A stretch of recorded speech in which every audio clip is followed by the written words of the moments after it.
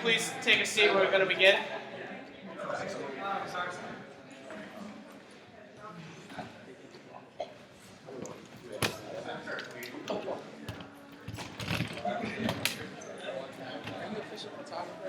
Something like that. All right, good evening, everyone. Welcome to the 2013 SGA Candidates Debate. I'm John Saltzman, the chair of the election board. This is Sebastian Serrano, a member of the elections board. The other members couldn't make it tonight.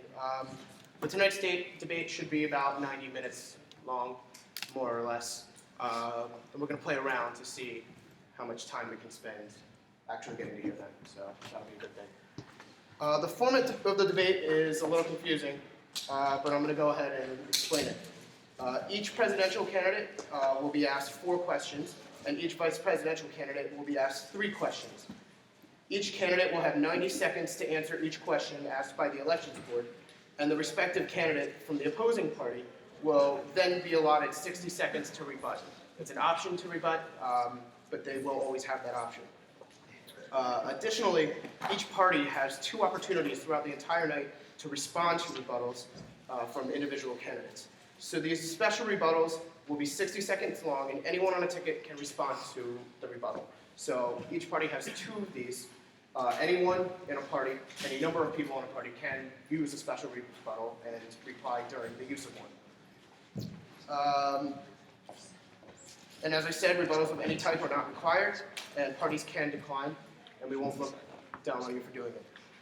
There's going to be 6 rounds of questioning. The first and second rounds will follow down the line of each party, alternating sides as we pose one question for each presidential and vice presidential candidate.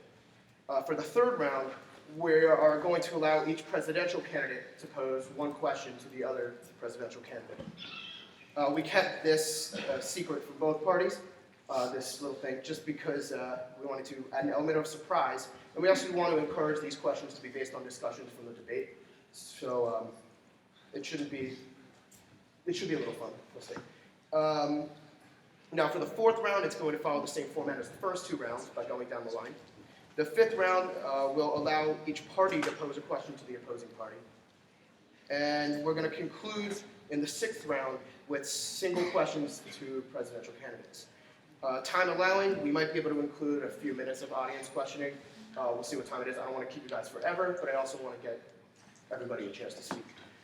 The rules are a bit confusing, but we're going to help you through it. It'll be fun. So now we want to welcome all the candidates. So can we just run through all of you? Just state your name, your year, your major, and the position for which you're running. And we can start with the time party. Hello, my name is Noah Robinson, and I'm running for SGA President with the Time Party. Hi, my name is Jonathan Lee, and I'm running for VP of Student Affairs with the Time Party. Hi everyone, I'm Stephanie Graff. I'm a junior finance and marketing double major in the business school, and I'm running for VP of Academic Affairs. Hey you guys, I'm Cameron Ross. I'm a sophomore in 10th finance accounting major. I'm running for VP of Financial Affairs with the Time Party. Thank you. And the Go Party. Hi guys, my name is Minu Singh. I'm a junior civil engineering major and I'm minoring in philosophy, and I'm running for VP of Academic Affairs. My name is Josh Ratner. I'm a sophomore government politics major and leadership studies minor. I'm running for VP of Student Affairs.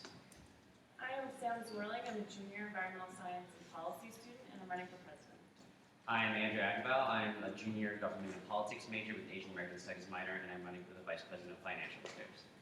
Thank you, and welcome to all of you, and good luck. We're going to start off with a 60-second opening statement by each party and end with a 90-second closing statement.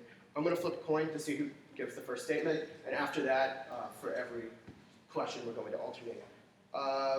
I've just arbitrarily chosen that heads is time and tails is go, if you guys are okay with that. So it is tails, so Go Party will give their 60-second opening statement whenever you want to start.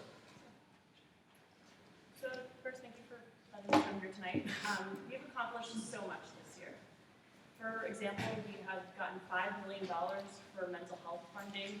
We have created 2 Dean Student Advisory Committees so students can have an input on their academics and what they're actually learning. We've also created WTF UMD, which allows students to connect to the SGA in a way that it hasn't before, and really change the reputation of SGA from being explicitly a funding body for student groups to connecting them with administrators and departments like DOS and facilities management. But the real reason that I'm personally running is that the biggest problem with student advocacy is that there's so much turnover. Students are here for 4 years, administrators are here for 4. They can wait us out, and they can tell us that our projects will be done later. The job of student body president is a very hard one and takes a lot of learning. I have gained a lot of experience this year, learned how this university works, and I'm ready to dive right in the moment reelected. I think that will help us. And I forgot to mention, we have this red piece of paper. It means 10 seconds. So from now on, we're going to use that. And time party, you can begin whenever you want. Hello, my name is Noah Robinson, and I'm running for SGA president with the Time Party because our party represents a wide array of experiences on campus. We have people in our party that are involved in many different facets of the community, and so we want to bring that to the SGA. Our goal is to help students by understanding the experiences that they go through every day. And we can't wait to answer these questions because throughout this debate, you're going to see that with our personal experience and what we know and what we've done this past year, we're going to take that to the SGA and make this campus a whole new place. So I can't wait to continue to answer some questions. Thank you very much. Now, the first question goes to the presidential candidate of the Time Party. So, let's begin. And you will have 90 seconds for your response. You don't have to use up all the time, but we can't let you go over it. The question is, are there current SGA programs or initiatives that you would significantly alter or remove altogether? And please elaborate. Yeah, so I think that's a really good question. Every time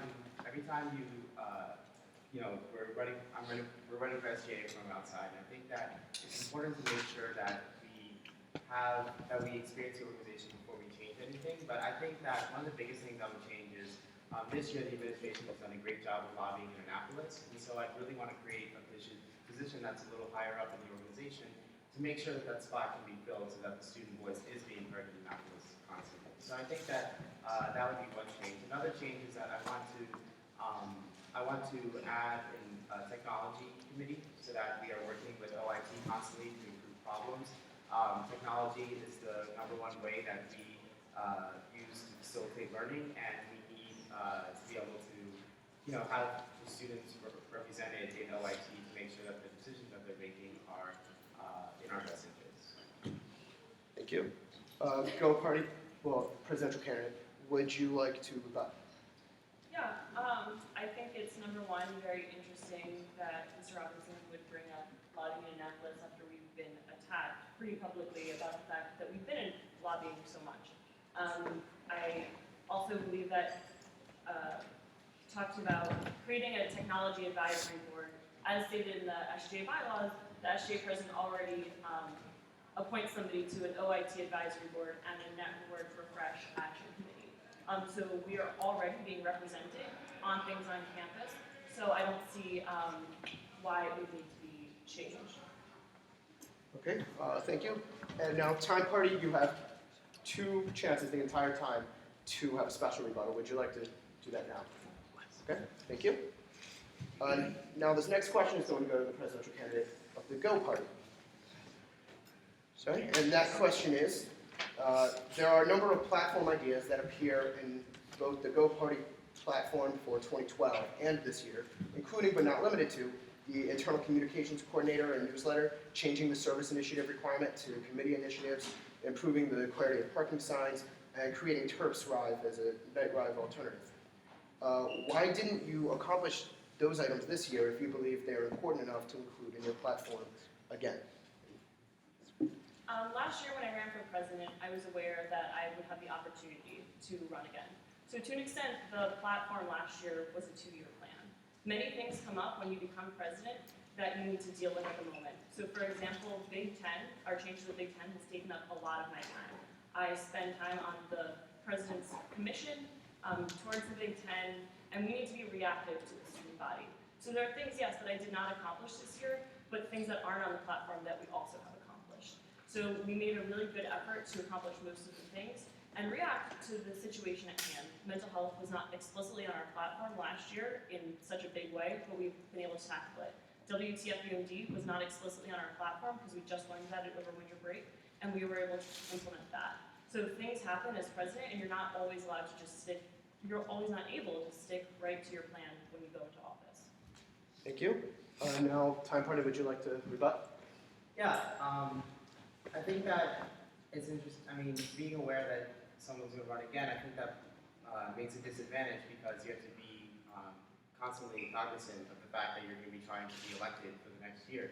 In addition, reacting to the student body is not the job of the SGA president. Being proactive and trying to prevent problems before they happen is the true goal. You know, I'm really passionate about mental health, and it was such a shame to see what happened on our campus, but you know, I think that mental health needed to be focused on way before something happened. Like, I knew about the waitlist at the counseling center because of my work in UMD Help Center way before it happened. And so we need to address these problems before the tragic things happen and before the events happen, and not just react to things, because the SGA president has to have a vision, and they have to be able to make sure that they're following through with that vision.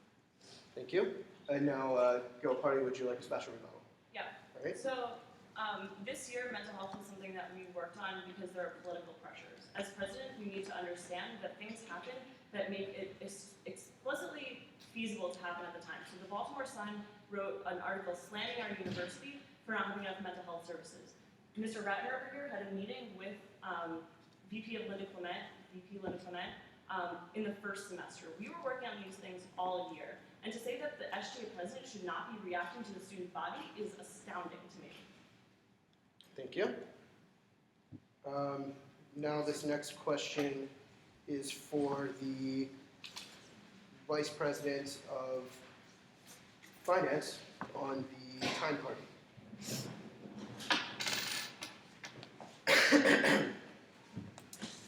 There has been talk this year of increasing student activities fee, the student activities fee, to better serve student groups and their programming efforts. Do you think that a student activities fee increase is necessary? And I also want to add that actually both candidates on both parties will have this, so if you choose not to rebut, that's understandable. And whatever you want. During my time with the Student Government Association, I've been fortunate enough to sit on both finance and audit committees. And from what I've seen, I was able to participate in the primary rolling basis system being implemented earlier this semester. And during that time, 200 out of the 700 student organizations actually applied for funding. With that said, there's still a large number of organizations who are not applying for funding, but I think that's a problem and something that we're going to need to address moving forward as a finance committee. Because right now, we do have the funds available for these other organizations, and I don't think that the student activities fee needs to be raised because anticipation for these organizations, there's 500 different groups out there that could possibly need these funds. But at this moment, everything's remaining idle because the organizations aren't applying for funds or they're not aware of our process. So a lot of this is going to come down to awareness. We need to raise awareness to the 500 other organizations out there who aren't applying for our funds because they're there for them to use. Thank you. Would the Go Party like to respond? Right. Well, in direct reference to the actual question, I think whenever there's an increase in the student activities fee, or if there's a proposed increase, I realize that that funding a student's tuition to go to a top university like Maryland is always a struggle for families. So I'd always be critical of increasing that burden on anyone. And in direct correlation to the new rolling process, in order to judge the effectiveness of this new rolling application process, we need to reduce the variables that are going into it. At the end of next year, we'll be able to really see if there's an increase in percentage cuts of budgets that the Finance Committee has to cut, and if there's less money left in the pot. After that, then we'll be able to see if the amount of student activities funds that the university collects is adequate to support the needs of the student groups, and then we don't have to put any further burden on students. Great. Would you like to special rebut that question? I'm sure. I mean, we can just look at the spending patterns of SGA currently, and there's still a large amount of funds that are unallocated. And you guys just finished the second allocation period, and those funds are still going to be there at the end of the semester. So it's important that we look at the progress that we have made and sort of determine that at this point as well. But I do agree that we should look at that at the end of the semester, because there are different legislative events and things of that nature that fund can go towards. But as of now, the student groups, like I said, there's 200 that apply.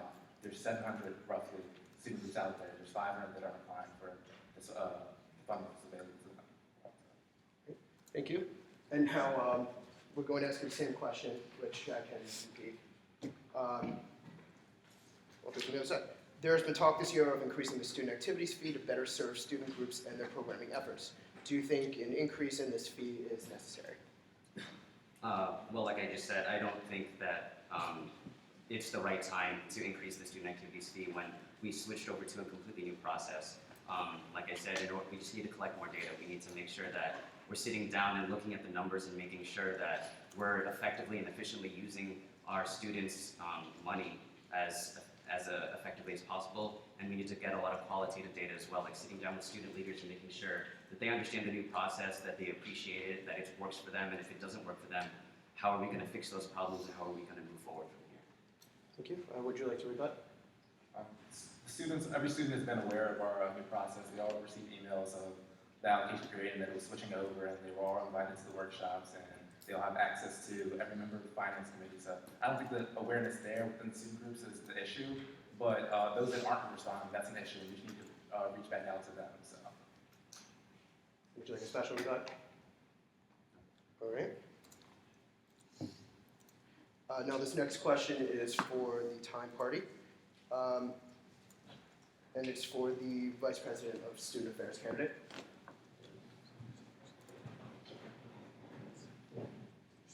The question is, one of the major efforts each year of the Vice President of Student Affairs is leading and coordinating the on and off campus safety walks.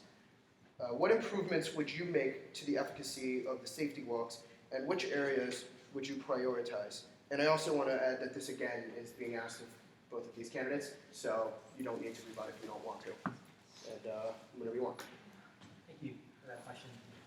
Let's see, I was talking to a few members of the Images Tour Guide tour group the other day, and they said, beginning of the year, they took a walk around the outskirts of, the Knox boxes, behind graham crackers, just on the fringes of campus.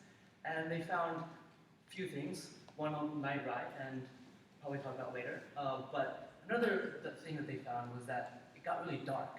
One of them actually lost their wallet, and it took them 3 hours to go back and find it. When they found it again, it was safe because it was an extremely dark area. No one else could see that wallet because there was no light there. I think we need to prioritize the fringe areas of campus and make sure that all these lights are fixed, and that when they are fixed, that they keep going on. For example, one thing that we could try to implement is to have solar-based lights so that when our lights don't have that connection to the rest of campus, the grids, they can still power themselves from the sunlight. We need to have all these things in mind when we take our security walks, especially safety is one of our biggest priorities on campus. And that's one thing that we have to cover. Thank you. Now would you like to rebut? Certainly. I think I'll address one or two things that my opponent said first before I answer it, before I go into some more that I would like to say. If there's issues with near Knox, I'm not sure if you're aware, but there's actually a brand new Knox development that's coming to College Park. It's going to be 1,500 beds. It's going to be a brand new development, lots of retail and stuff. So I don't think the Knox area is going to be an issue in the future. That's going to be built with, starting construction within the next year or two. Also, solar lights are extremely expensive. We need to be coming up with realistic solutions that are cost effective while protecting students. And I think there are certain areas in the city right now that do have solar panel blue lights. I know that there's one in the Lakeland area because it's kind of disconnected from the grid. But realistically, it would be just too expensive to have solar lights and solar blue lights all over the city. Okay, thank you. Both of you have one special rebuttal left. Would you like to take it up now? No, we'll leave it off. Okay. Now the same question goes to the Go Party. Do you want to repeat it? I got it. Okay. Thank you. Go ahead. So something that I want to do is make sure that not only on campus but off campus we're more effective in the way we do our safety walks. Currently, there's significantly more time off campus than on campus, and I think some of the people that we need to bring into the conversation our Major Brewer from the Prince George's County Police, and some of his officers as well who tend to patrol our area.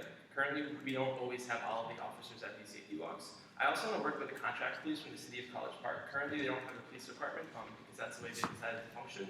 And I think bringing the contract police who aren't there as frequently as the UMPD or the Prince George's Police Department would be really effective in having more of a presence by the police in determining where there are issues. Thank you. Would you like to rebut? Yeah, I think that it's a great idea to bring up the contract police and bring more police on board. I think police are an integral part of our safety walks, and it's important to have them as part of these walks. I think the main concern with the off-campus is walking to Route 1, not just Route 1, but the apartments around Route 1. Students there, it's concerning when you walk there at night. You know, if you walk from the view, from the varsity, you have to cross a sketchy bridge. You have to walk across Lot 11, which has been frequently been the site of break-ins in cars and various scrapes and various danger spots around that area. I think building lights is one possibility that we can take, but just making sure that these areas are covered, not only by police, but by cameras, by all of our walks. I think the focus is on areas for these safety walks. Thank you. And now, would you like a special rebuttal? No, thank you. All right. Now this next question goes to the Time Party Vice President of Academic Affairs. The question is, again, this is going to be asked of both of you. What would your let me make sure, actually. Yep. Okay. What would your top 2 priorities for chairing the Provost Student Advisory Council? What are your top 2 priorities, and how would you go about achieving these? So the Provost Student Advisory Council was created in 2010 in order to give the Provost a group of student leaders to advise them on major decisions. I think that's essential. Getting people outside of just the SGA involved in the decision-making process is really important because a lot of students on campus view the SGA as this elite group of people who have power to talk to administration, but no one else has the power. So my first initiative with working with that group of people would be making sure that we have all different areas of campus represented, not just students who are already in the SGA and already were elected by the SGA. Another initiative I would like to work with them on is using the Big Ten. The Big Ten brings a lot of opportunity for Maryland students, not only regarding undergraduate research opportunities, study abroad opportunities, and library facilities. The Big Ten is going to be pivotal in our next coming days. And the Provost Student Advisory Council can work with Provost Rankin because it's also one of her main initiatives. And so we go hand in hand that we see how we can best utilize these resources. Thank you. Would you like to rebut? Sure. So just quickly, I'd like to state that the current ProStack, as it's known as the acronym, already does have students who are not on SGA representing other areas besides just the SGA body right now.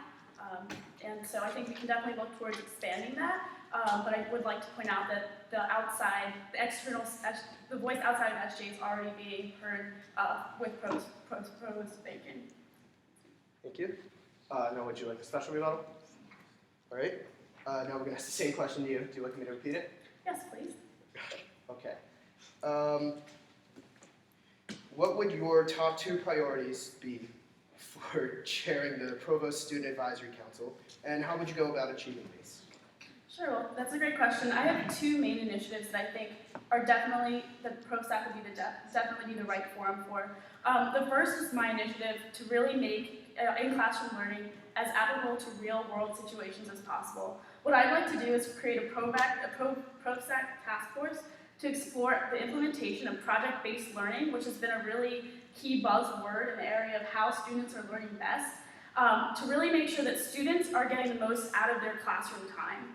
Another initiative that I'd like to launch through ProStack is to continue our exploration of blended and online learning with the already created Commission for Blended and Online Learning Task Force. And then just one other one that I'm really interested in is the in-classroom experience itself. We need to really look at the physical environment of the classroom and get student input on what is most conducive towards creative thought to having group collaboration in the classroom setting. Because I don't know about you, but when I'm sitting in a lecture hall, I don't feel academically stimulated at all. So I'd like to create a student task force there also, so we can implement these classroom designs that students come up with in our future buildings, such as the St. John's Educational Facility set to open up in 2015. Thank you. Now would you like to rebut? I'm so glad that Nino brought up blended learning because I've actually taken a lot of time to talk to students who've actually taken courses in blended learning here on campus, including my roommate, who's an education major. And she took a course that was supposed to be blended learning, and she had to watch lectures online, and then the professor actually utilized the in-class time to do the exact same thing. So it's funny to me that we want to go ahead and rush into this blended learning concept when really we need to take a step back and analyze what our expectation of blended learning is. If our expectation of blended learning is using multimedia, having experiments and team-based projects, which you brought up, that's all a great initiative, but right now that's not the way that the Maryland blended learning classes are being implemented, and we need to change that. Which goes hand in hand with your other initiative, which is changing the physical space of the environment. Great initiative for new buildings, but not realistic for any buildings that are already existing, too costly, too expensive. Thank you. Would you like a special rebuttal? All right, I'm going to turn it over to Sebastian now to start the next round. No. Let's take this. Yeah.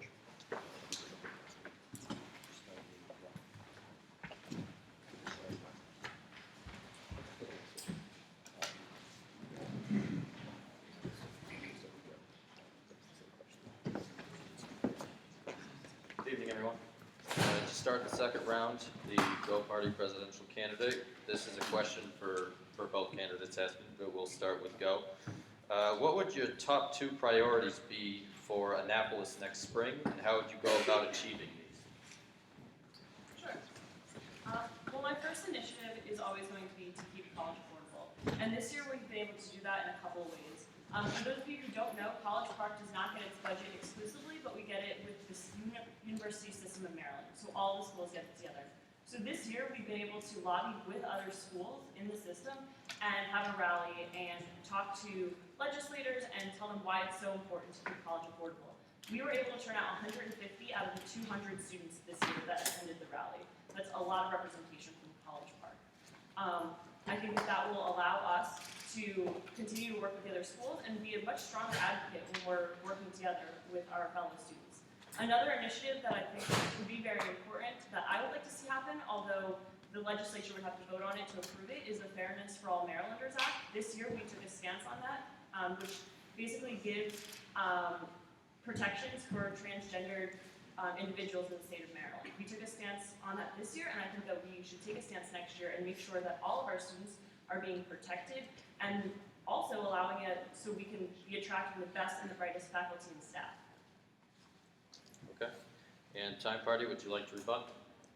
Yeah, sure. I think it's a good initiative to be working with Indianapolis with these issues, but I think it's really important to make sure that what we're lobbying is in the interest of every single student on this campus, because there's Republicans, there's Democrats on this campus, there's initiatives that we can be taking, but when we're spending our time in Indianapolis, we want to make sure that we're doing exactly what the whole student body wants us to be doing and not just our own personal initiatives. So I think that it's really important to make sure that we're trying to make, represent the whole student body as a whole. So I think it's important to take that into account while we do this lobbying, instead of making sure that we're taking into account what the top priorities are in Annapolis. Okay. And Go Party, would you like to use your special rebut? Okay. Now, Time Party, you have the same question again. So what would your top 2 priorities be for Annapolis next spring, and how would you go about achieving these? Okay, so like I said a second ago, it's really important to make sure that when we're lobbying, we're doing whatever the students want us to be doing as a whole. So I think that one of the biggest things I would do is, one, on our campus, institute a polling system to make sure that students are prioritizing the issues and a reliable polling system. So it doesn't mean that people are asking their friends, it means it's an online system with statistical significance so that the results that we're getting, we're sure, are representative of all 25,000 students. Another thing is I really like the rallies that we've had, and I think that we need to increase the turnout for these rallies. They've been good, but I think they can be better. and part of our platform is an online portal where we can advertise different events to students, and I think that this would be a perfect opportunity to make sure that more students are turning out to these events, because I think with a campus of 25,000 people, we can get a lot more students to be showing up to these events. Okay, and would you like to rebut? Yeah, first I would like to say that Mr. Robinson didn't answer the question at all, didn't tell us what he's going to be focusing on. Number two, I think that a polling system is great, and that's why we implemented one this year. Making it online makes it so much more biased, because if we put it on our Facebook page, and only the people that are connected to our Facebook page are going to be the ones that look at it. Only the people that want to engage that way. When we walk up to random students in the way that we have been, we're getting a much more representative system in place. And also, there's precedence for many, many years for SGA to be taking stances on issues. This year, yes, we took stances on marriage equality, on protections for transgendered individuals, and I would say that many students would agree with us on those. In fact, more students here in this room, this is where the polling station was, voted for marriage equality than they did for Barack Obama. So that shows that students agreed with what the decisions that we made. Okay, and Time Party, would you like to use your special rebut? No thanks. Okay. Next questions will be for the Vice President of Finance, and we will start with the Go Party. Let's see here. How would you go about determining the discretionary guidelines that the Finance Committee would abide by next year? Right. Thank you for that question. I know that the role of the Vice President of Financial Affairs and the role of the Finance Committee in general is to interpret and apply the laws that are the bylaws that are written down as strictly as possible to all the applications of budgets that we have.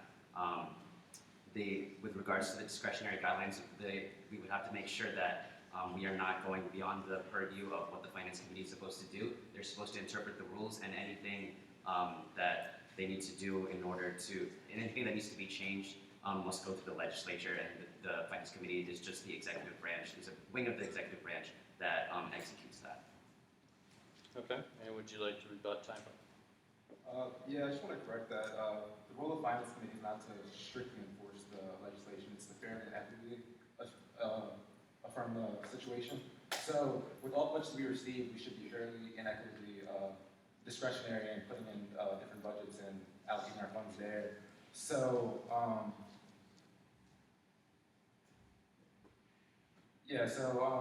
we should fairly and equitably be looking at how we're going to spend our funds, and we should make exceptions to different organizations just because they're not aware of our documentation process. There's plenty of opportunities for them to get involved and become more familiar with our process. So it's fairly and equitable. Okay, would you like to use your special rebut? Okay. Now for the Time Party, Vice President of Finances. The Go Party platform claims that the student group budget allocations process seems ruthless and bureaucratic. As a former member of the SGA Finance Committee, do you agree with this claim? And if so, what steps would you take to make it less so? I completely disagree with this claim. The Finance Committee is definitely dedicated to the best interest of all the organizations that we serve. We're here to serve the students, and that's our primary focus. But I don't think that. I'm sorry, can you repeat the question? Question is, the Go Party platform claims that the student group budget allocations process seems ruthless and bureaucratic. As a former member of the SGA Finance Committee, do you agree with this claim, and if so, what steps would you take to make it less so? I'm sorry. Just like I said, I don't agree with the claim that it's ruthless and bureaucratic. We're definitely here to help out the student organizations, and we definitely make ourselves available. They're actually assigned liaisons about every 30 student groups. They have a specific liaison. And in addition to that, they can come visit the VP of Finance during office hours. So we're definitely very accessible and ready to answer any questions we may have. So it's definitely all about supporting student groups. Okay, and would you like to rebut? Yes. I've been a student leader here at on the opposite side of the finance process for 3 years. And so I know, regardless of what the intentions of the Finance Committee are, I wrote that piece on our platform to emphasize the fact that the problem is not in the process, but in the perception from student groups. And whatever the process is, the fact of the matter is that student leaders don't understand the process, no matter how many emails are sent. 2 years ago, I was the Director of Public Relations, and I know that just spewing information at people is not going to get them to understand it. We need to engage them. And as the Vice President of Financial Affairs, I would create a lot of ways in order to make sure that that process is not doesn't seem bureaucratic and ruthless. I'm going to set up mock finance meetings where I would invite the public and especially the student leaders to come and see the actual process and afterwards ask the finance committee questions about why they had to cut certain things and so that they would be able to understand it more. Okay. And Time Party, would you like to use your special rebuttal? No. Okay. Now, this question will go to the Go Party for the Vice President of Student Affairs. The only sustainability initiative listed on your platform involves expediting bringing the Capital Bike Share program to campus. However, that issue is effectively focused on expediting the finance process. Please elaborate on more discrete sustainability initiatives of your party. Sure. Well, today we today should be an Earth Day on our side. But I actually like to talk a little bit more about Capital Bike Share, and it is actually discussed on the other side as well. Right now, the issue isn't finance, but there's a biking issue on campus, and there's also an issue with the amount of cars on campus and the lack of public transportation. Now, something people, the other party has talked a lot about how we're spending too much time in Annapolis. Lobbying for the Purple Line and lobbying for transportation funding has been able to, which was successful, has allowed us to progress in the future to have more sustainable transportation on campus. And that's something that we're going to continue to do in the future. Okay. And would you like to rebut? For sure. So I think biking is a great way to get sustainable transportation on campus. Other than walking, biking cuts your time in half. I mean, bikers, the real thing that faces bikers and pedestrians right now is the lack of bike lanes. And I think the problem there lies with the fact that our bike lanes haven't been instilled by the facilities management. So if elected into office, I will work with facilities management to get these bike lanes installed. Additionally, I think that a big problem of sustainability on campus is that people don't use the buses enough. And sometimes, with routes like the Gold Bus, people don't use those enough because the bus doesn't come around enough. The bus doesn't service enough people. People just choose to walk because it's more convenient to walk than take the bus. And I think if we can work with Director Allen and DOTS to reroute the Gold Bus, to open these gates so the bus can get through, then we could make sustainable transportation a more viable option for students on campus. Okay. And would you like to use your special rebuttal? Okay. This question now is for Vice President of Student Affairs of the Time Party. The Climate Action Plan stipulates a carbon-neutral campus by 2050 with a 50% reduction target by 2020. Seeing as the only two sustainability-related items listed in your party's ideas survey are already in the works and were not incorporated into your official platform, how will the Time Party work to contribute to this campus-wide sustainability effort? Can you repeat the question? Sure. So the Climate Action Plan stipulates carbon-neutral campus by 2050 with a 50% reduction target by 2020. Seeing as the only two sustainability-related items listed in your party's ideas survey are already in the works and were not incorporated into your official platform, how will the Time Party work to contribute to this campus-wide sustainability effort? Yeah, so one of the big things, I think, the biggest problem with being sustainable in the U.S. is all of our use of cars, our use of gas, our pollution.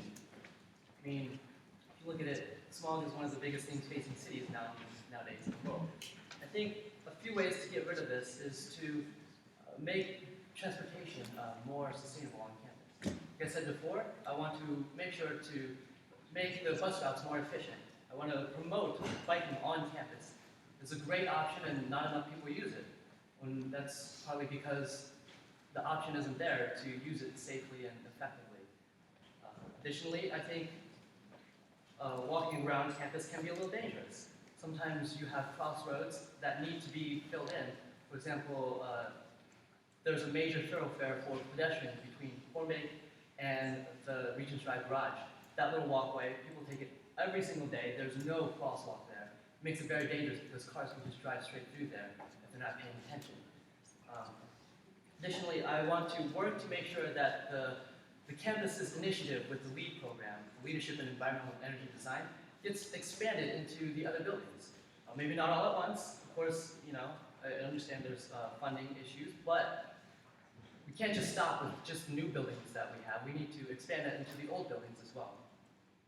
We need to, expanding more lighting, more windows will give more lighting and more natural heating, and therefore we can save on energy costs in the future. Okay, and Go Party, would you like to rebut? Alright, just for one thing, so STAMP has already been able to do a lot of this, a lot of improvements to their building before, as it's not a new building. A perfect example is the water refilling stations. They were able to pay for this out of their own budget. It didn't have to come from student activity fees for the student sustainability fee. Also, the biggest contributing factor to our carbon emissions are transportation, specifically flights and transportation, like coming back and forth to school for professors, students who are traveling.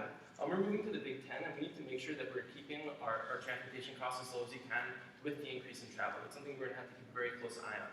Another big thing that I've been working on last year, and this year I'm going to continue working on next year, is making it unnecessary to have a car on campus, or a car near campus. Currently, less than 25% of our faculty, it's actually 5% about, live in College Park, and they drive here, and that's terrible.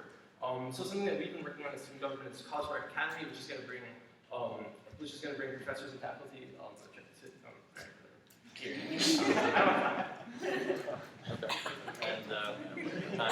and time party, would you like to use your special rebut? Okay. The next questions will be for the Vice President of Academic Affairs, starting with the Go Party. Your question is, the Time Party platform is critical of open source textbooks, which is the long-term plan stated in the Go platform. How feasible is your long-term plan, and what progress should students be expecting this coming year with the Go Party administration? That's a great question. I'd just like to note that on the Time Party platform, open source textbooks are listed as a great option for future plans. I'd like to note that it's the only option for future plans. Open source textbooks are the key to textbook affordability and key to cutting costs to students. So basically, in the Go Party platform, we have a long-term and a short-term process towards achieving textbook affordability. Long-term, we need to look towards open source textbooks. This means we need to continue to have meetings to basically create a university press here at the University of Maryland, and we also need to work to get faculty on board with the move to open source textbooks. For those of you who are unfamiliar, open source means that content is free and available to students at no cost, and the course material is written by professors. That being said, we need to ensure that faculty are on board with this move. One of the things that we'll actually be piloting this fall is an incentive program that will actually incentivize if professors create their own textbooks and make them open source. This will be in BSOS. We need to, within the upcoming year, really make sure that this pilot program goes well and that we can expand it and scale it up to the entire university. Open source is not just a great solution, it's the only solution for long-term textbook affordability. Okay, and Time Party, would you like to rebut? Yes. So first thing I want to comment on is that you noted the importance of getting the faculty behind you. Very important. I just this week had a discussion with the ex-dean of the business school, Dean Cleveland. And you know what she said to me? She said, open source textbooks are like open source pharmaceuticals. Would you want to use an open source pharmaceutical? No, we're not ready for it yet. You don't know what you're going to be taking. It's a range of wealth. You could have a really great textbook that's open source, or you could have a really crappy textbook that's open source. And guess what? The faculty aren't going to want to use open source textbooks either, because they're the ones who wrote the books, and you're going to tell them that now they have their PhD and they've written their textbook, they're not going to pay them for the talent? That doesn't make sense either. Do I think that open source textbooks are a great thing to help affordability? Yes. If the class can find a textbook that will work, and that is at the top of its level, at the top of this academia, then yes, Maryland should use it. Do I think it's the only option? No. Do I think that in the long term it will improve? Yes. Do I think that this is feasible tomorrow? No. Okay, and Go Party, would you like to use your special rebut? Yeah. Okay. Number one, to make very clear, open source textbooks are peer reviewed. That means that other faculty members read them and review them just like they do. Number two, we have already been having meetings with Dr. O'Shea, who is the Vice President of Research at this university, and Dr. Juan Ragyerka, who is the Associate Provost of Faculty. They have both said if we are not creating knowledge in the future through open source textbooks, then we will be losers. This university is going to be losing in the game of university politics if we are not creating knowledge in this way. Open source textbooks, we can already see that we're moving towards them with MOOCs and Coursera. That is the way of the future. Other states like California and Minnesota have already been investing tons of money in them. And to say that faculty isn't going to want to use them is just outrageous. Okay. Now, this is for the time party, this question. How do you plan to utilize the Empowering Maryland Partnership to improve academic opportunities for undergraduate students? The Empower Initiative is a great initiative to combine and give more resources to both our campus, the campus in Baltimore, and the campus of Shady Grove. I think it's a great idea, and it's definitely at the very top of Provost Rankin's strategic plan, which is noted on the website. And I think that the main thing that we can do is increase the resources between the different campuses. And the University of Baltimore is typically used as a graduate school, so I think if we increase our connections there, a lot of students apply to med school at the University of Baltimore. Let's create relationships between the faculty there with our undergraduates and get them into med school easier. There are numerous opportunities that you can use between the different campuses, so all in all, I think it's a great thing, and I look forward to working with Provost Rankin in the future about this. Okay, and Go Party, would you like to rebut? Yeah, sure.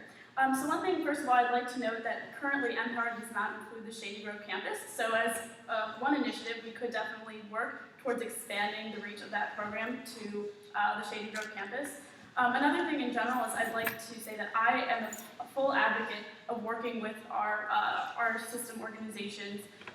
We've had a lot of great success with programs working with University of Maryland Baltimore with that recent partnership, and I think that that's definitely something that we need to continue.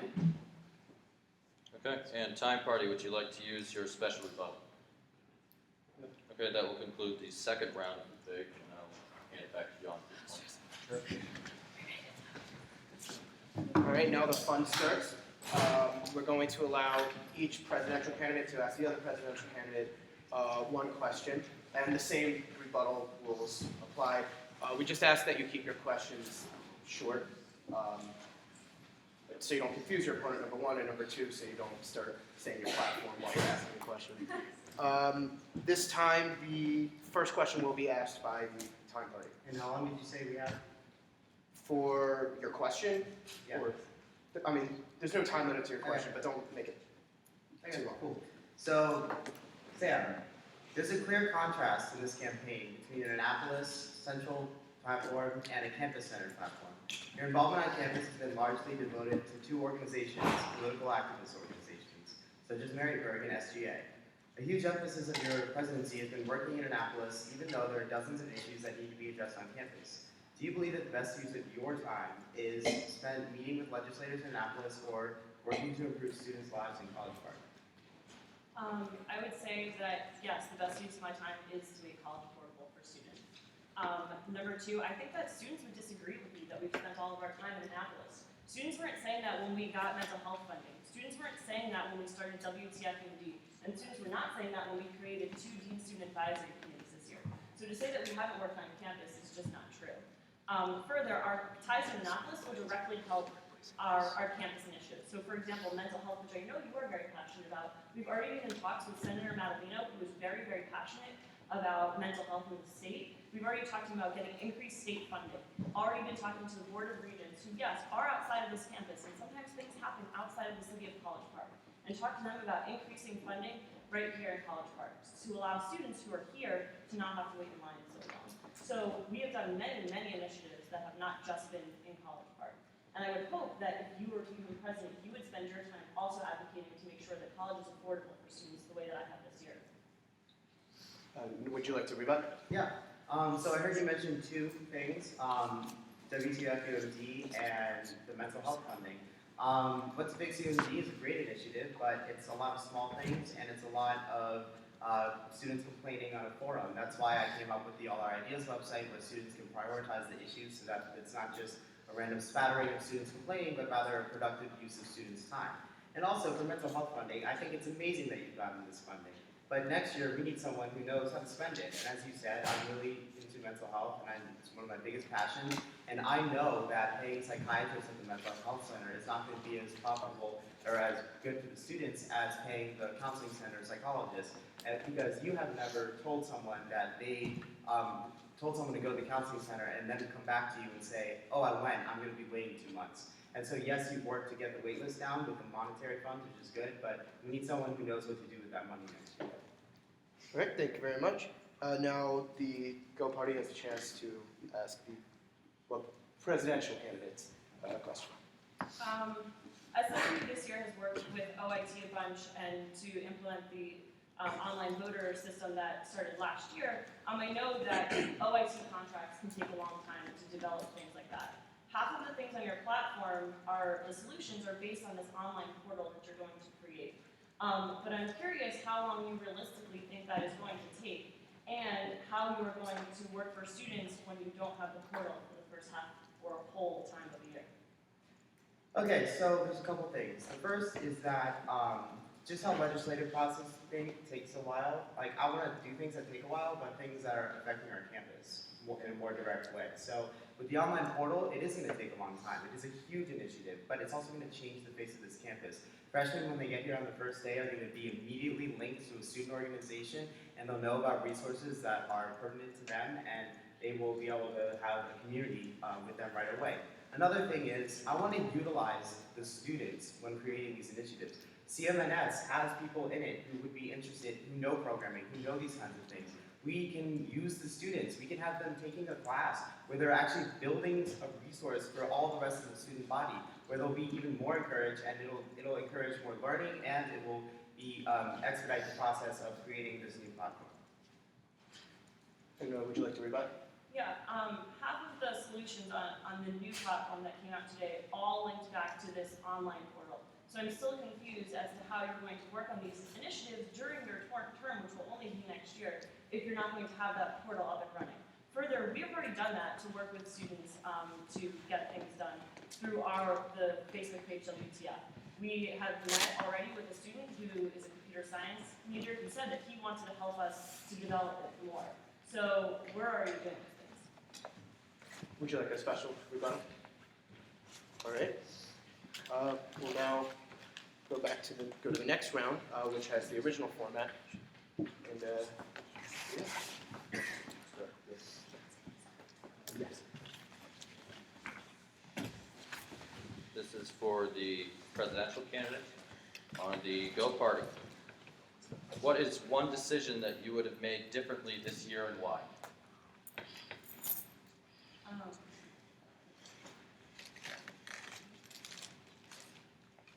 I think that this year, as far as recruiting for positions within the organization, I would definitely think a lot more about people that are able to delegate tasks and manage a team. One of the biggest parts of being SGA president is not only being president to the outside administration, but also being the leader of a student group and making sure that people within there are delegating their tasks out well. Our students who are already in SGA are wonderful at the things that they are doing, but sometimes people are having issues managing a team and making sure that their impact is greater. So there's only so much that one person can do, but if they're able to manage a team, work with others, and actually make sure that people are doing their tasks, our reach can be so much greater.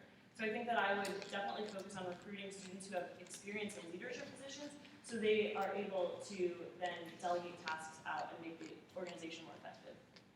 Okay.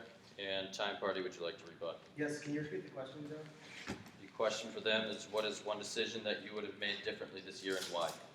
So when I think of decisions that the SGA president is making, I don't think about the organization of the SGA. I think about the student body.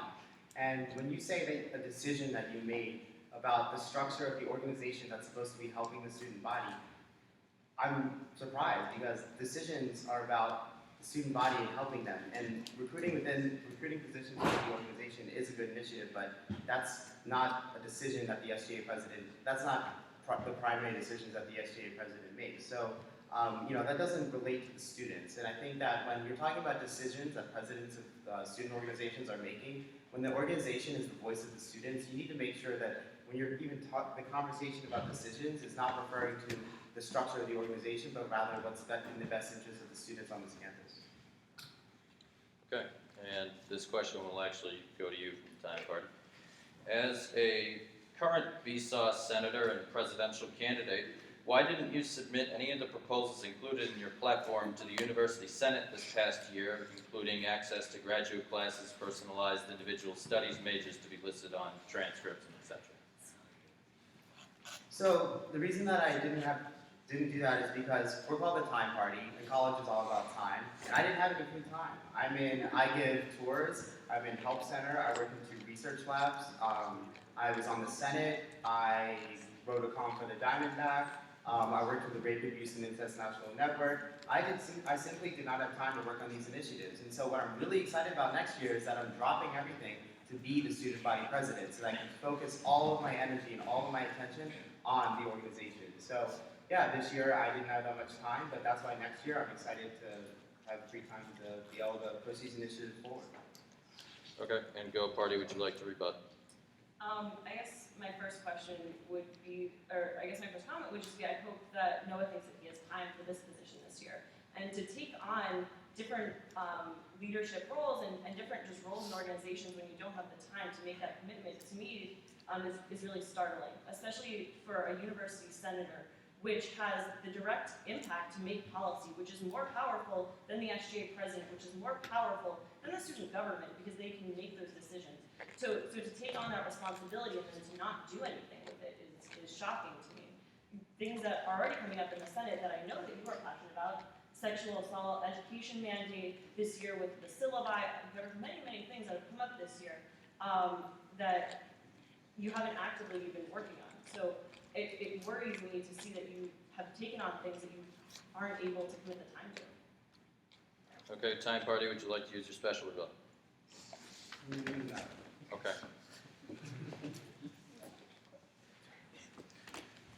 Next, this is for the Go Party, for the Vice President of Finances. What methods outside of the SAF would you encourage student groups to utilize to assist in financing their programs and activities? Right. Thank you for that question. As a leader of the Filipino Cultural Association for the past 3 years, a lot of times we were successful at receiving SGA funds, and sometimes we were not successful. When we weren't successful, what we had to do is be really creative at finding other resources, community resources, fundraising opportunities in order to build those funds. And if I was, as the Vice President of Financial Affairs, I'd create a list and a database of resources outside of the SGA that and group help outside of the Student Activities Fund that student groups could use. And I would create roundtable discussions between different student leaders of groups that have similar mission statements so that they could work together and find ways to fund their programming. And I'd also encourage a lot of cross-organizational programming so that programs could be executed that fulfill a lot of different missions with a lot of different resources and commitments from many different student leaders. Okay. And Time Party, would you like to rebut? No. Okay. Then for the Time Party, your question is, there is no mention of any changes to the finance process in your platform or on your website. Do you believe the existing system is adequate? And if not, why didn't you include suggested changes to the system as a part of your platform? I think that the new rolling basis process is going to take a little bit of time before we evaluate the changes that we're going to make to it. I think it's really important for us to at least get a semester under our belts before we decide to make any drastic changes. However, I know that one problem that we are anticipating is summer funding. Right now, there's a 5-month grace period that we're anticipating being issued with those few organizations who plan on having summer funding, because our last allocation period is in April. So if we consider April, May, June, July, August, we don't start school until September, so that's sort of an awkward phase where organizations will not be able to receive funds. So in order to correct this issue, I was actually talking to Val, who's the faculty advisor for finance the other day, and we were discussing the possibility of extending this 5-month period to a possible 6-month if it's going to be beneficiary to the different organizations on campus. But as I said, we're going to have to do this process first and sort of speak to different organizations to decide what they think is going to be best, and we'll work for them. Okay, and Go Party, would you like to rebut? Yes, I'd just like to emphasize, I still wonder why this wasn't put on the platform of the Time Party. And secondly, the 5-month grace period is not completely true. While the 5-month grace period is there is opportunity for a student right now because it's in the first phase. It is a 7-month grace period actually, and if student groups want to request further than 7 months, they can request a special request from the finance committee, and they can make an exception if the finance committee deems that it is absolutely important. So, yeah, I think that's, so I would question that. Okay, and time party, would you like to use your special vote? Okay. Next, for the Go Party, for the Vice President of Student Affairs. In your platform, you propose a rather unique concept of allowing commuter students to be housed during finals week on campus. Given the high demand for on-campus housing already, why would on-campus students be willing to participate in a high-riser type or similar program given the added stress of finals week? I think there are a lot of different places on campus for students to study, and a lot of the time we neglect students who are also part of our campus community. Only 1/3 of our campus actually lives here, approximately 1/3. There's 2/3 of students who need to take a really long, it takes them a long time to get here. There's exams very early in the morning, there's exams on weekends, and it's not fair for those students that they don't have the same advantages as students who live here now.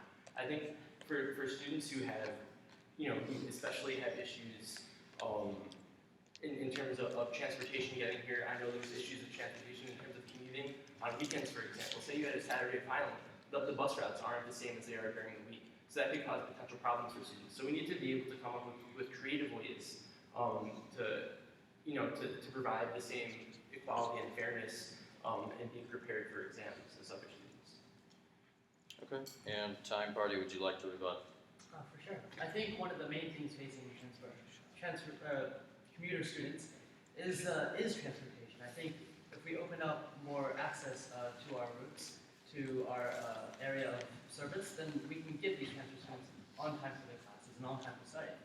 One of the things I worked on in my time with RHA is to create a bus to Baltimore. I think this bus was integral to getting students to Baltimore and getting students back to Baltimore.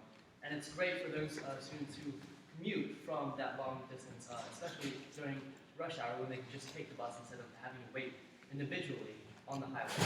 Additionally, I can tell you Mr. Ratner's plan to house students on campus, while it might not go over so well if you try to cram more students into the residence halls already, what I would do is to find those, to pull students and to pull administrators to see which buildings are empty and not used as much. For example, the armory. Back in the day, we housed 700 soldiers during World War II, after World War II. That's where I would help. Okay, and for the time party, your question is, in your student affairs platform, you propose expanding shuttle routes and increasing the frequency of routes. You also mentioned an overhaul of the ticket appeal process. By how much would you be comfortable increasing the student fee to finance your several DOTS proposals? I think the greatest thing about my plans is that they don't call for a dramatic increase at all, if any. One of the things I want to do with the shuttle is to make it faster, and one of the shuttles I want to work with is the Gold Bus. The Gold Bus right now is very inefficient. It's very inefficient because it takes a long time to get around. Students would rather walk than take the Gold Bus. I think that's absurd. And one of the reasons why it doesn't service people is because we can't get through a gate or by Moat Lane Garage next to Commons. We can use legislative resources in SGA to actually pay for an automated gate. We can pay for, it would be more expensive to pay for a volunteer, but if the legislature so chose, we could do that as well. There's many options that we could do in SGA to do that and make the Gold Bus more efficient. Additionally, we can also cut the Gold Bus into several different routes. There's 2 buses on that route, and it's very inefficient. We cut it in half each bus run its own route. I think that would make it faster as well. With the ticketing, I think right now what's happening is that students feel pressured. It's really unfair. Only certain students get a first-time warning. And I think it should be fair and equitable to all students, this ticketing system. And so we should have a warning for everyone. Maybe even a 5-minute grace period for all students who get ticketed. I think those are a few options that we can work with. Okay. And Go Party, would you like to rebut? Yeah, I'm just curious, how much are those gates you talked about going to cost? And how much money do you think we as a student government organization have? And is that what we should be prioritizing it on? And also, as someone who sits on the Transportation Advisory Committee, there's no way that you think it's possible for there to be no fee increases to add these routes and reduce ticket fees for parking. It's just not possible. I'm not going to stand here and lie to students about the fact that we're not going to increase fees for buses and for parking. It's not true. We need to have a conversation with students and see if they really value adding these routes versus the amount of money that they're going to spend. On top of that, there are currently 2/3 of students who live off campus, and currently RHA, who has the Transportation Advisory Committee, doesn't reach out to any of those groups. So something I want to do is reach out to those groups. I'd argue use the buses more frequently to see if they want to increase the fees. Okay. And Time Party, would you like to use your special rebuttal? Yeah, I would like to use it. So I have made inquiries online.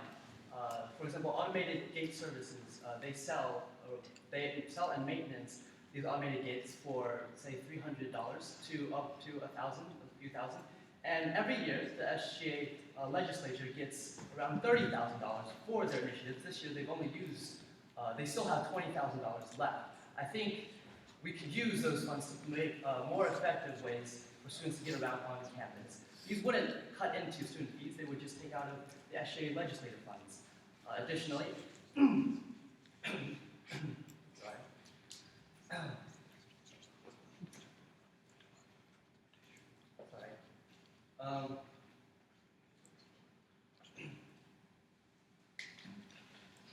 Additionally, my time in RHA has proven that it's taken many different ways to get around this effort. With raising the gate, I've had to go through many different jumps. RHA doesn't have the same kind of monetary leverage that SGA has. Now we're going to have to move on to for time purposes, to the questions for the Vice President of Academic Affairs. So for the Go Party, the Go platform notes that lectures are not engaging. Many efforts are underway to explore the role of online and blended education. How would you work to make sure students are actively included in decision-making regarding such opportunities? It's a great question. So I first like to go back to the first question of this debate, which was about the involvement of ProStack. And I think that we really need to make sure that students are engaged in the blended and online learning task force to really make sure, as Stephanie said, currently I don't believe that the way that blended learning is being done is the best way. One of my friends, who's actually in the audience, is taking online English and says it's the bane of his existence. That being said, we need to have students learning the way that they live, which is through technology. And I really think that we really need to make sure that through ProStack, through the task force, that we're really engaging students.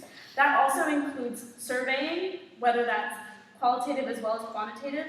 And we also really need to make sure that blended and online learning includes short-term things that we can do, such as educating faculty on how to incorporate multimedia into their lectures, into their curricula, YouTube videos, TED Talks, things that students already are learning from on their own time because they're not getting the most out of their lecture time. Okay. And Time Party, would you like to rebut? Yes, please. So, Mina and I are both part of different living learning programs, and we're part of different programs on campus that use this team-based projecting. You're using Quest, I believe. And I was in Entrepreneurship and Innovation program. And these programs are exactly what we're looking for in blended learning. They combine the technology aspect, they combine the lecture aspect, and they combine doing real things. So for example, in my class, we submitted a business plan to real angel investors and real people with pro forma business statements and marketing plans, things like that. So I think personally as an advocate, I would be a great advocate because I know what our ideal is. And I know that there are classes that already exist that meet that ideal. Mina makes this a really big issue in her platform. She thinks that all these lectures are super boring. I don't know if it's engineering school or if it's something else, but business school, we have some interesting classes. So I would just argue that not everybody has this terrible situation, but I will be an advocate for those who don't have the classes that they want. So just think about the leadership style, and I think I would be a great advocate. Now for the time party. What role do you envision online and blended education in MOOCs like Coursera playing in the future of higher education? It's inevitable. Let's be real. We're all being more technologically savvy. It's gonna come into our classrooms. I think we've talked about this for a few questions here now. My stance on it. We need to use technology, but we need to use technology in the right ways. And we need to get student feedback on it, as both candidates have pointed out. So I think that's pretty obvious.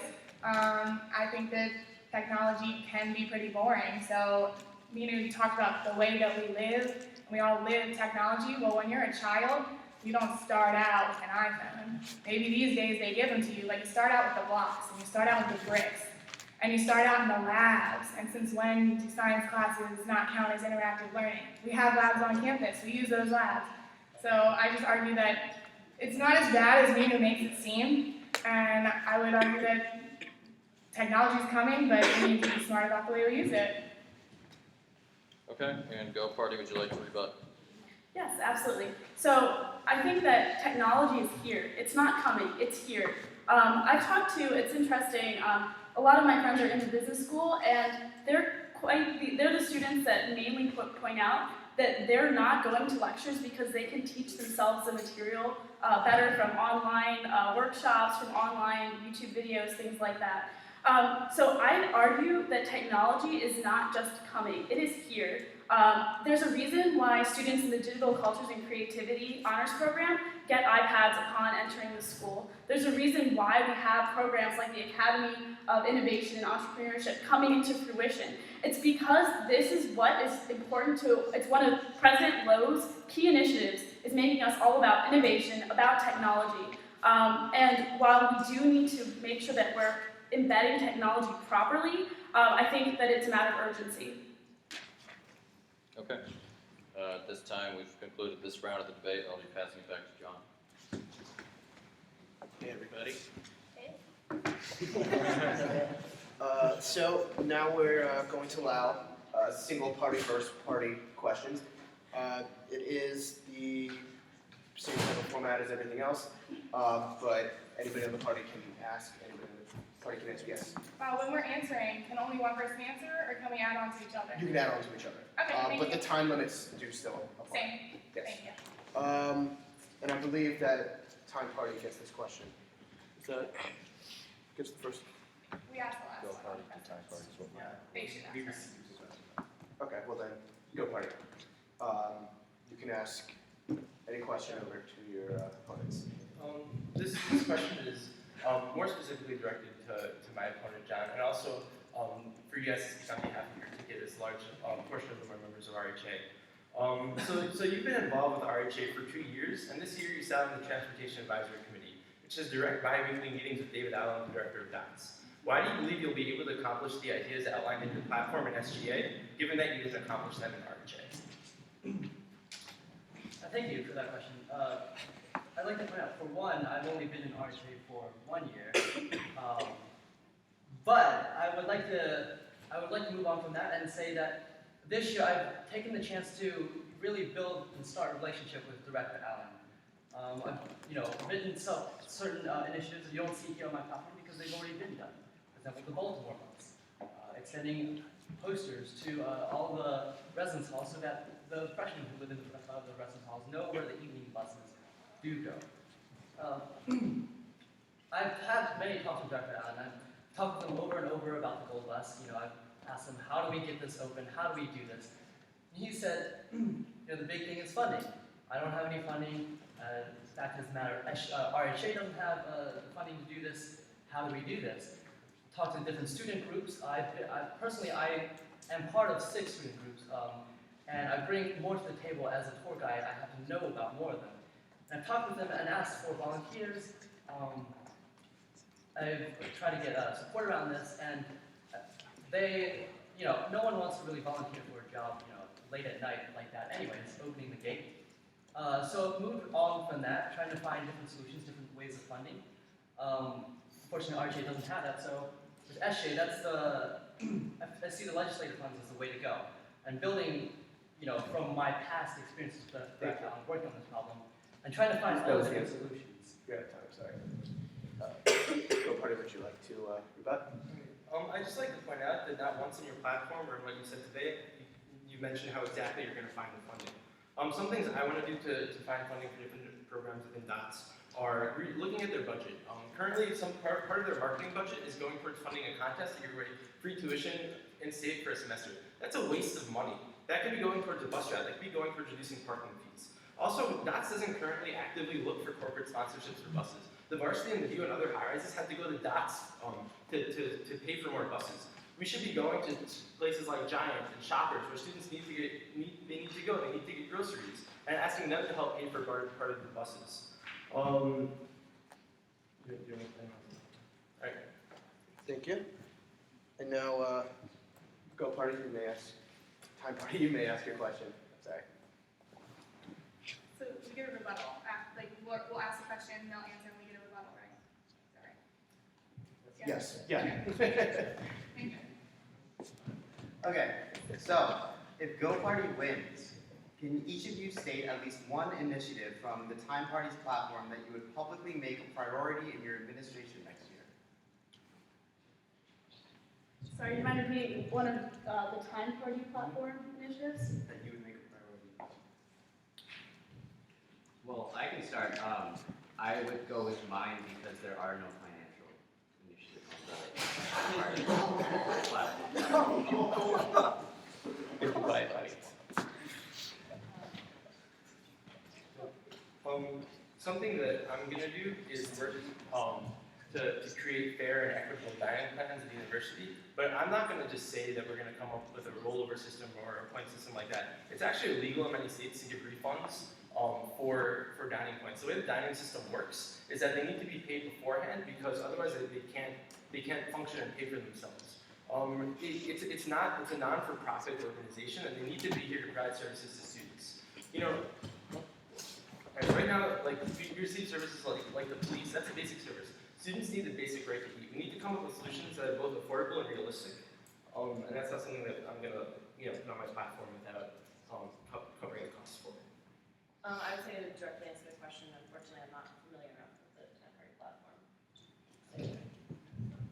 And then for my end, one of the things that was on the Time Party platform was the fact that undergraduate students are not able to take graduate courses.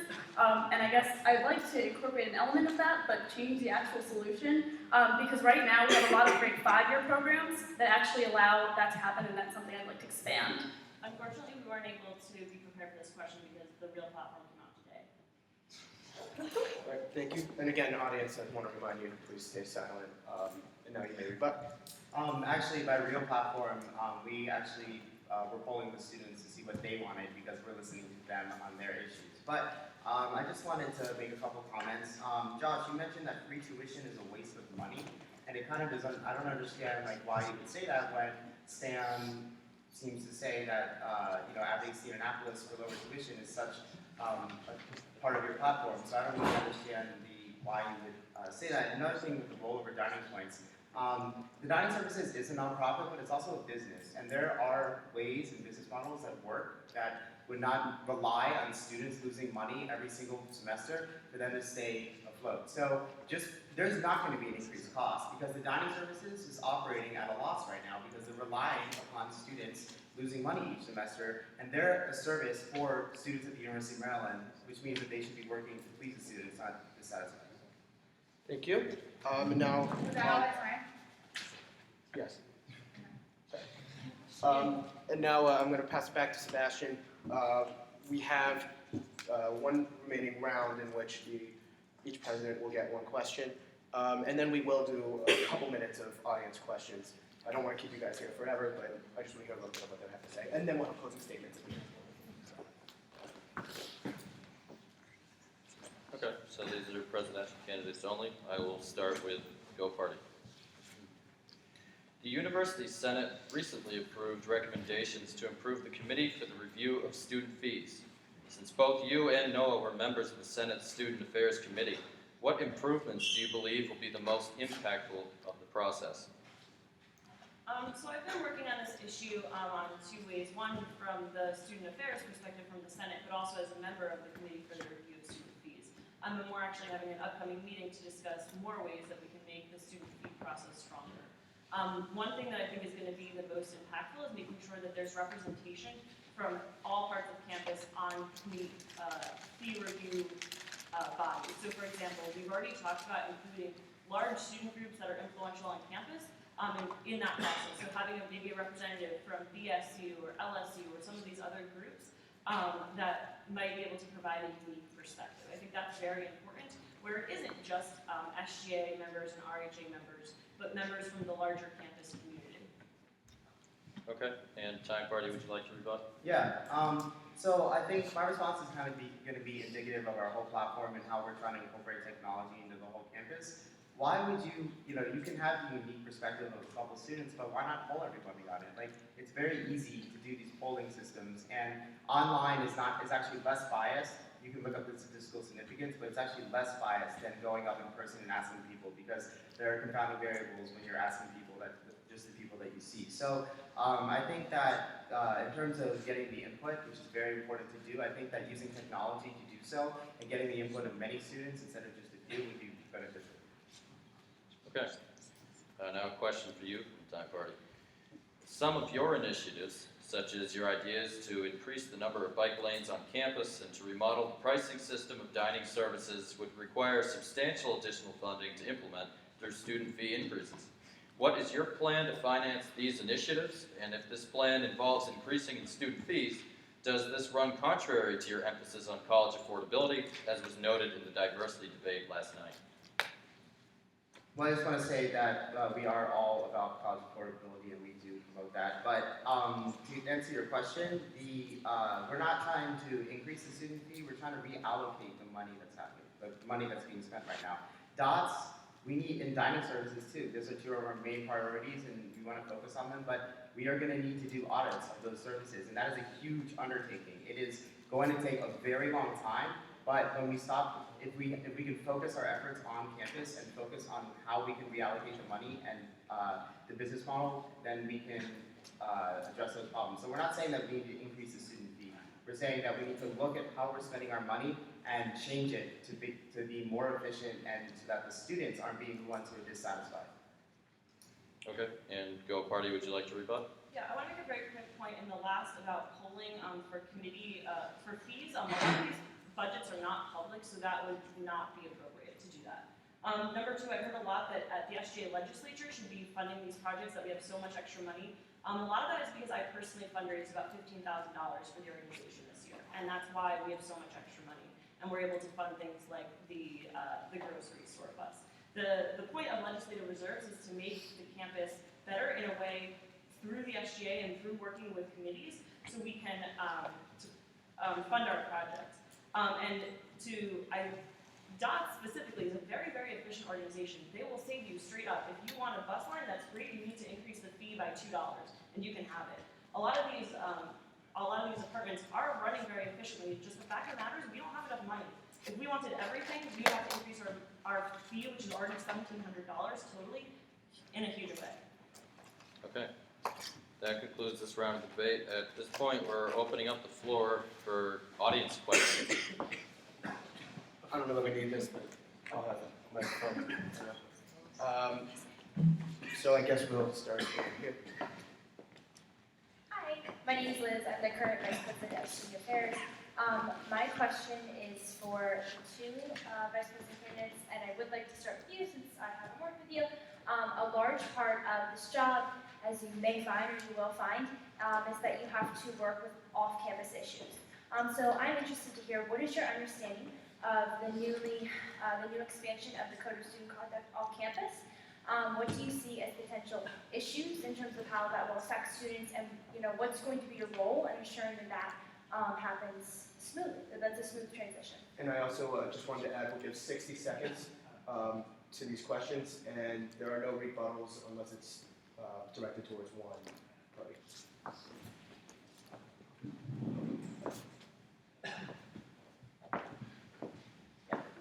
That's a great question. Thank you for asking. So the new expansion of the student code of conduct allows student rules on campus to be expanded to the off-campus students. So, for example, before you had to be convicted of a felon or of a crime for university rules to apply to you. But now, if you do anything that's against university policy, you're a student. I mean, everyone here is a student of Maryland. We all represent Maryland anywhere we go. Even if it's just off campus, we're still representatives of Maryland. And this rule, just extends that. So if you do anything that's against university policy off campus, that you still have to follow the punishments for it. I think that students will be against this because it's. Just a minute. Sorry. What? You're out of time. Okay. It was for both. It was for both Okay. parties. Yeah, so I've been working very closely on working with the expansion of the Code of Student Conduct and concurrent jurisdiction as well. I've had many meetings with Chief Mitchell and Dr. Gubin from the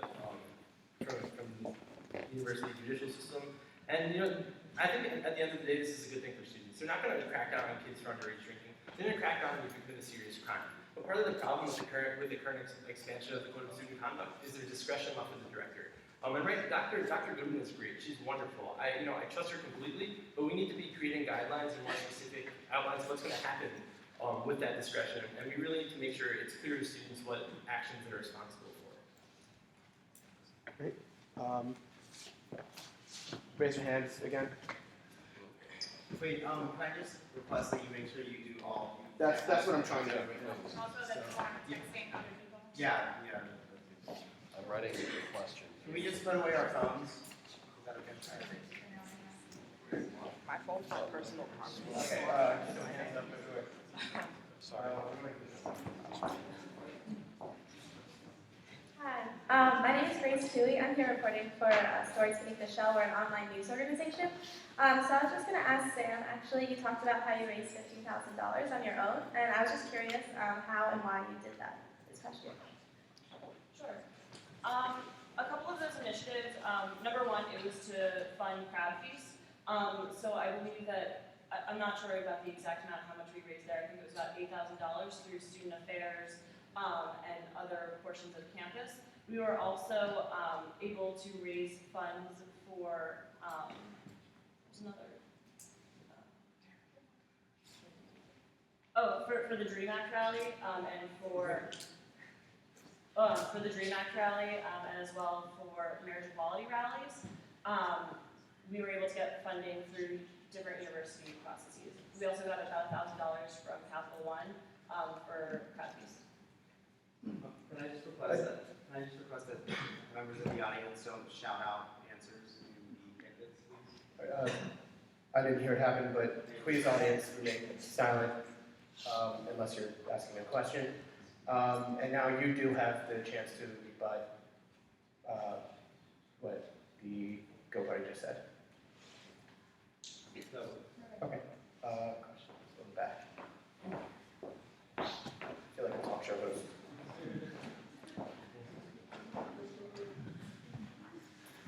Hello everyone, thanks for having this debate.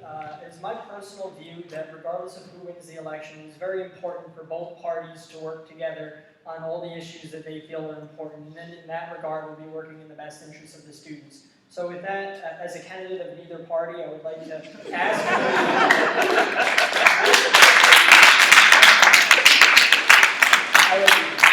I would like to ask for the commitment from both parties' heads, or whoever would like to answer, that regardless of who wins, that they would include members of the other party and maybe any other students who have not even participated in the SGA before on their cabinets. Okay. I think my record has shown that I've already done that. Josh here ran on the other ticket last year, and Justin, who's standing in the back, also ran on the other ticket, and I appointed him. Both of them are on my cabinet. So I think that if those individuals are the most qualified, then I will do that. yeah, we'd love to include members of the opposite party. I want the SGA to be filled with the most qualified people. no matter who wins. And I think that if we win, I think it would be great, especially Sam, you're really great with legislative processes in Annapolis. So I think it'd be great if we could create a position where she could really focus on that and be the voice of the students in Annapolis, and then so that the president can focus on campus. So I think that we do want to work together, and I hope that you would reciprocate that. So. Are there any more questions? All right. I'm going to bring it here. Hi, my name is Mia Steinman. As a current member of the Dean Student Undergraduate Advisory Board, I would like to pose a question to both sides, especially with blended learning. I've done a lot of research with Dean Hamilton herself in regards to the issue, and I've heard both sides talk about the professors and their standpoint, but as a student, we've heard a lot of negative feedback about blended learning. So can you tell me about the student aspect of the issue and how we directly talk to them rather than just looking at faculty? Well, thanks for that question, Mia. I know that you hail from journalism, correct? So journalism is actually one of the DSACs that we recently established this last year that we're really proud of. So I think that DSACs are actually a wonderful way to gain student input. Going back to kind of you mentioned that the faculty was discussed a lot in this debate in terms of educating faculty on how to implement blended learning. But I think that the biggest component is actually what you raised, is the student voice. My platform actually addresses the fact that we also need to look at student learning styles. I've been basically saying that a lot of the technology, it will have a role in the classroom. But I think it's up to working with the ProSAC task force to really make sure that different learning styles within the classroom are addressed, whether you're an auditory learner, a visual learner, and that those are included when we're looking at how to properly incorporate technology, as well as disability. Your time is up. Yep. Yes, I agree with you. I've heard a lot of negative feedback as well. As I mentioned earlier, I've talked to numerous students. We've had open discussions in a lot of my business school classes about it, and I've gotten a lot of negative feedback. I do think, again, in the right capacity, it could be a good thing.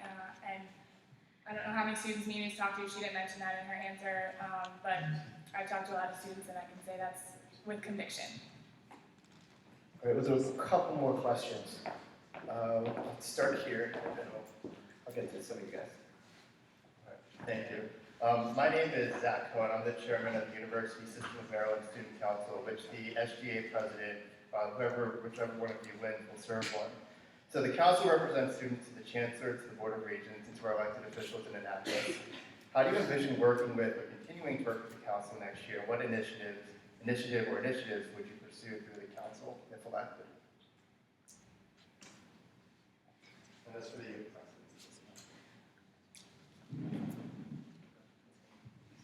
I think that one of the most important things to work with them is on tuition and keeping it low. I think that Sam has done a great job with that, and we need to keep that up because keeping tuition low, we can work a lot, and we need to keep tuition low because students, we want every student to be able to deserve a chance to go to Maryland. That's why next year I want to work with them, but also make sure that there's always someone working in Annapolis and with these groups to make sure that we're keeping tuition low and working to make sure that the students, we're serving the student interests. So currently the SGA does have a director of governmental affairs that specifically works on issues in Annapolis.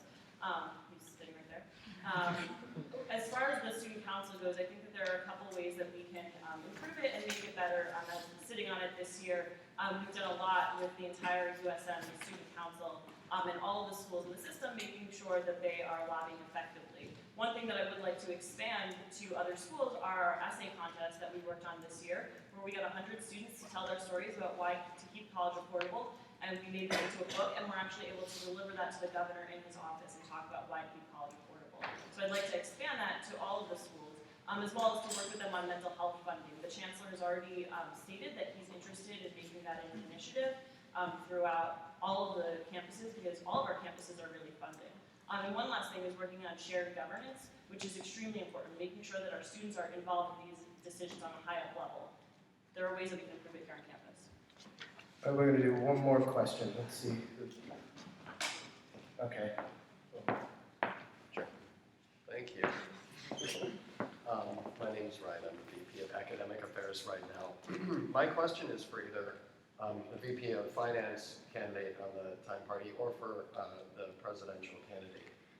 The Time Party platform that was released today attacks an event that its VP of Finance candidate, Cam, spearheaded with another representative on my committee. I have two questions. One, why did you choose that event to attack? And two, why do you think it failed when you worked all year on it? Can you clarify what the event?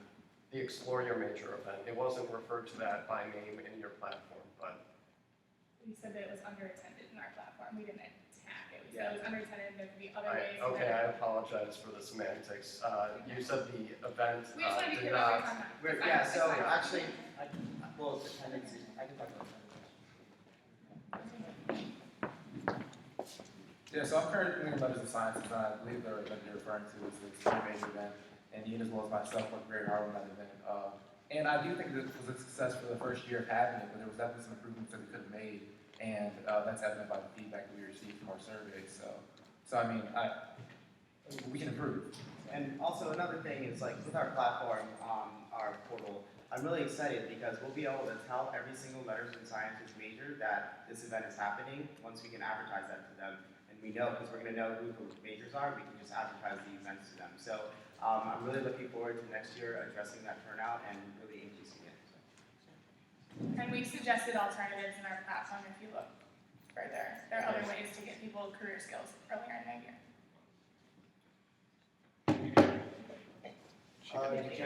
You can respond, yes. I don't understand why we need a portal to understand who's in letters and sciences. Currently, we have ways to do that, and we can email them and tell them about events. So, you know, we can do that through Testudo, we can do that through Dean Hamilton. I'm confused why we need to make a whole new thing just to be able to email students. Am I allowed to answer, since this is 3 questions, and she just asked me a question, can I answer? It's a rhetorical question. You can include it in your closing statements. And if you guys go over in your closing statements by a couple seconds, we'll let it slide since it's the end. So, and that brings us to where we are now, which is closing statements. Who went first? You. Okay, so Time Party can give the first closing statement. You'll have 90 seconds, and like I said, if you go a little over, it's okay, but don't go way too over. Okay, so yeah, thank you for having us here. We're really excited, and you know, I think that the Time Party, we are all immersed in the student experience. We're not removed we're not removed right now from experiencing campus life. We know what the issues are. We're engrossed in the community, and we're really excited for next year to bring that perspective to the SGA. We're really excited about the portal. The reason that this portal is going to be completely different than Testudo or these other things is that once you have every single student logging into the same website, the same homepage, you can advertise things to them. And what we're going to advertise are things that they would enjoy, like resources and free lectures and free events and things. So we're really excited to bring this portal to the university next year because it's going to completely transform the way that students experience Maryland. They're going to be connected to clubs they didn't know existed. They're going to have resources they didn't know. If their GPA drops, they're going to be advertised mental health resources, and none of these are going to violate privacy because just as Google advertises to the content of your email, this would be a similar thing where no one would actually be aware of the privacy things, but they would just be advertised automatically. But we're really excited to change the student experience next year and make this campus a much better campus. Thank you. And now closing statements for the Go Party. I'd first like to mention that half of our ticket are new people to SGA. I ran last year as an outside candidate who had not been involved in SGA, and I think that I have had experiences outside of SGA that can help me. The thing that I have now is experience and relationships with administrators and actually understanding how this campus works. I'd further just like to mention about the portal is that it's very unlikely that SGA would be able to just essentially send out emails whenever they want. Currently, SGA is only allowed to send out 1 email per semester. And we've actually improved that system, so now we can email our listservs once a month. So I think that makes a huge improvement, but it does not mean that we're going to be able to email people whenever we want. I think this debate has really shown that we have solutions. We know exactly how we can get things done with the new experiences of people and on our ticket that are coming with outside ideas. And some of us who have been in the organization for a while, we know how to implement these things. We've talked to about 2,600 students over the past couple of days and have really heard what they're interested in. And we've already shown that we're interested in student feedback through polling, through WTF UMD. We want to connect to the students exactly where they are. Right, thank you. Thank all of you for coming and speaking up. Thank you for answering questions. Good luck to all of you.